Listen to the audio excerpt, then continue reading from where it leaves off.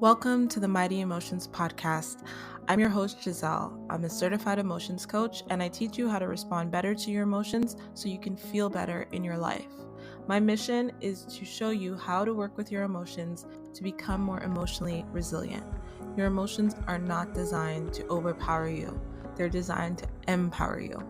On this podcast, I share what our emotions are, how to understand them and work with them, and the tools you need to reclaim your power and get unstuck from emotional pain so you can find fulfillment in your life again. I'm so glad you're here. Now let's get into the episode.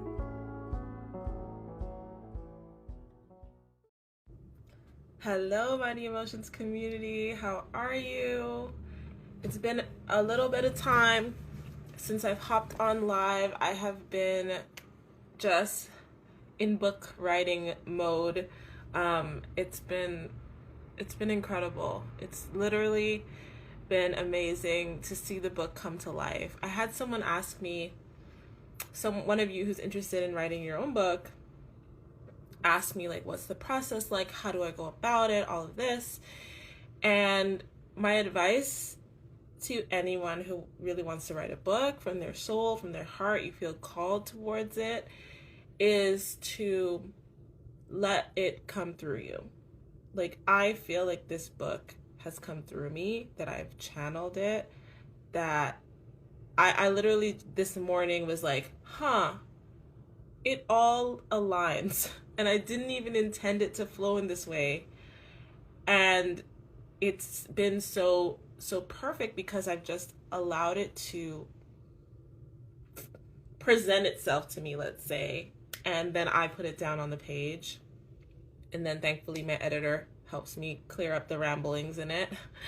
But yeah, no, really, I'm really glad I brought it to life. And honestly, it's been challenging. It's been difficult. It's been stretching me,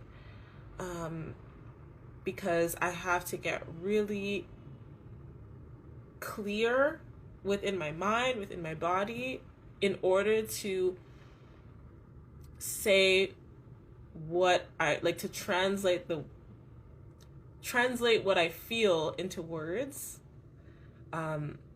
which is something that we all experience, is that, you know, the way we feel doesn't always easily translate into words. And so it's been challenging, but I'm loving where we have arrived with the book.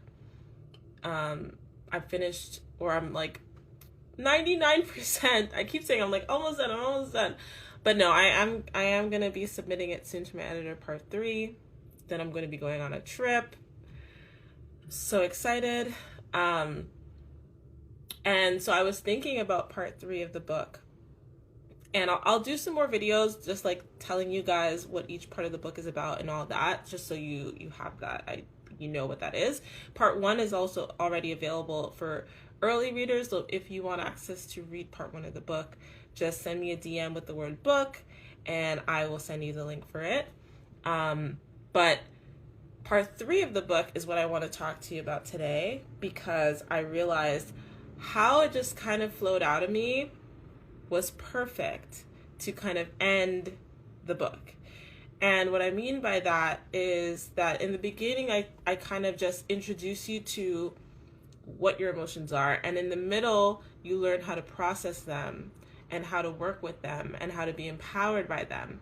And then in the end, it's all about your relationship with yourself and loving yourself, caring for yourself, and being gentle with yourself. And these are the 3 things that helped me overcome my past traumas, helped me heal, helped me, become emotionally resilient. It wasn't just like the strategies. It wasn't just the, steps and the method. That absolutely helps me on a, maintenance, right? That helps with maintenance. That helps me as things come up.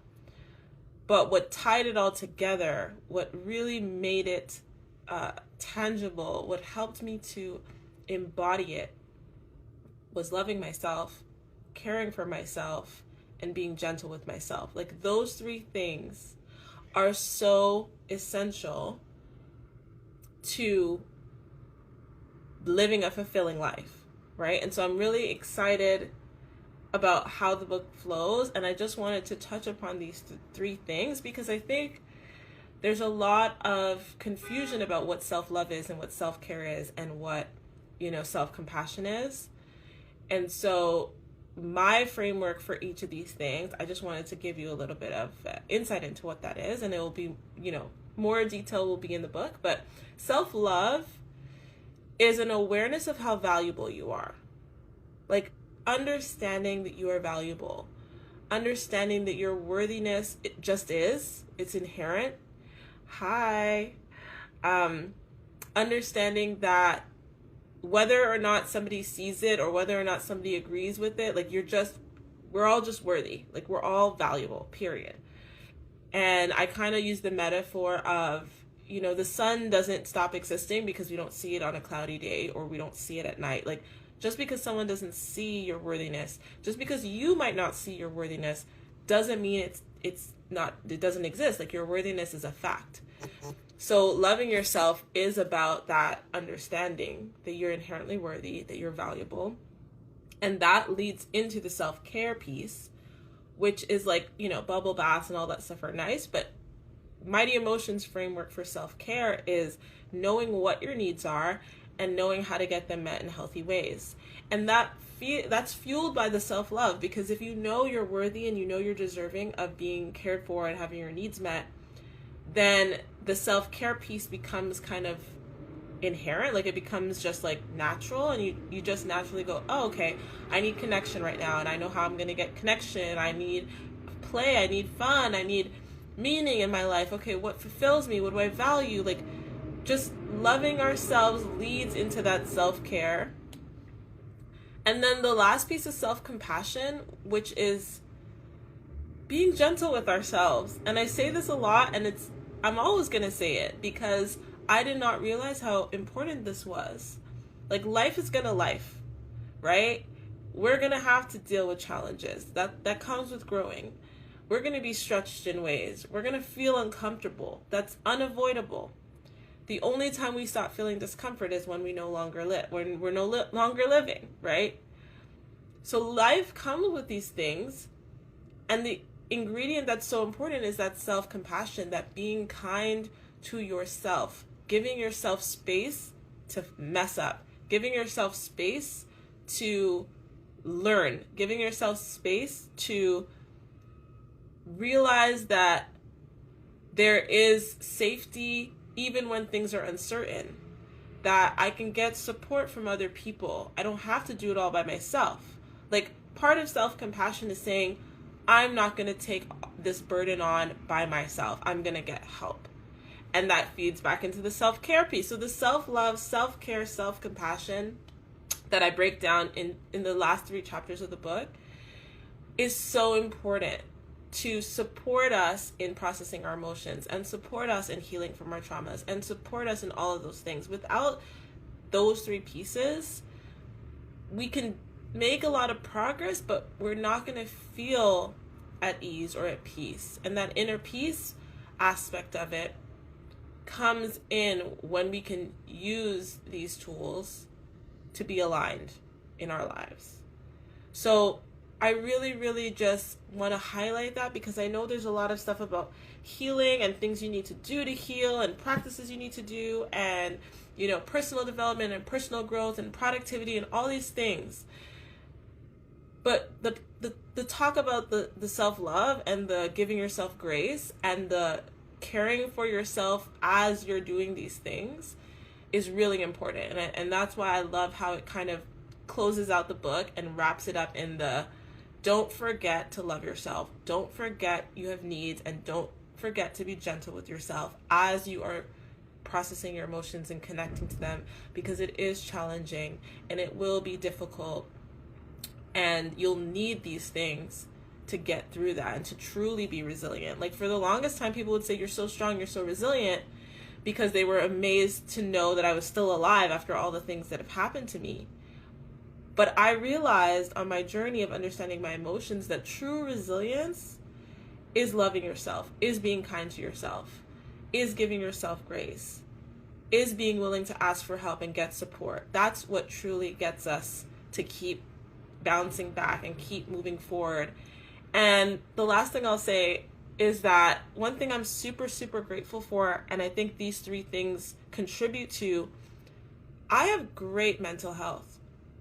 Like, I have very steady mental health today, and I'm coming from a place where I was miserable every day. I was in a constant state of fear and anxiety. Everything was a crisis. I couldn't handle life. And I would wake up panicked, and I would go to sleep panicked, and I would need all these things to cope throughout the day. So the fact that I can be here today where I am and feel so solid and so steady and have such trusting and faith in life is due to everything that I'm writing about in this book, everything that I teach my clients, everything that I practice on a daily basis. It doesn't mean I don't have hard days. It doesn't mean I don't struggle. It doesn't mean I don't want to check out of life. Sometimes I definitely do. But I don't go down the dark paths that I used to. I don't spend time there because of these tools, but also because I know how valuable I am. I know I'm inherently worthy. I know what my needs are. I know how to get them met. And I know how to just be gentle with myself and surround myself with people who remind me when I can forget. Just give yourself some grace right now. And as a result of that, like, I really am grateful for where I'm at, and it is my mission to help you watching this, you listening to this, whoever it is my mission to help you achieve that. Because there's a lot of stories out there about how, it's normal to struggle and it's common, but that's not the state that we need to be in. We don't need to be there. We're just not taught how to move beyond that state, and we're not given the truth. We're given all these strategies and all these tips and all these things to do, but we're not told the truth, which is that you're valuable, you have needs, and when those needs aren't being met, you're going to struggle, but you can get those needs met and return to a state of peace and wholeness. You just need to give yourselves grace. So with that, I'm really excited for you guys to read this book. Oh, I'm so excited. I'm going to be taking the month of June off. I'm plotting and planning for the future, but I'm going to be taking the month of June to be with my family. We're going to travel. It's going to be beautiful. But when I come back, I'm going to share more about the book. And like I said, if you want to read part 1 of the book, just DM me the word book and I will send you the link. I hope that you have a beautiful day. I hope you remember to be gentle with yourself. And I will see you on the next live. Bye. Thank you so much for listening to today's episode. It would mean so much if you could subscribe, leave a review, share with your friends and family, and let me know what you think by going to my Instagram at mighty_emotions and connecting with me and letting me know what you loved about today's episode. It really means a lot that you support this podcast, and I love coming to you each week with a new episode. So be sure to subscribe, let me know what you think, and take care of yourself.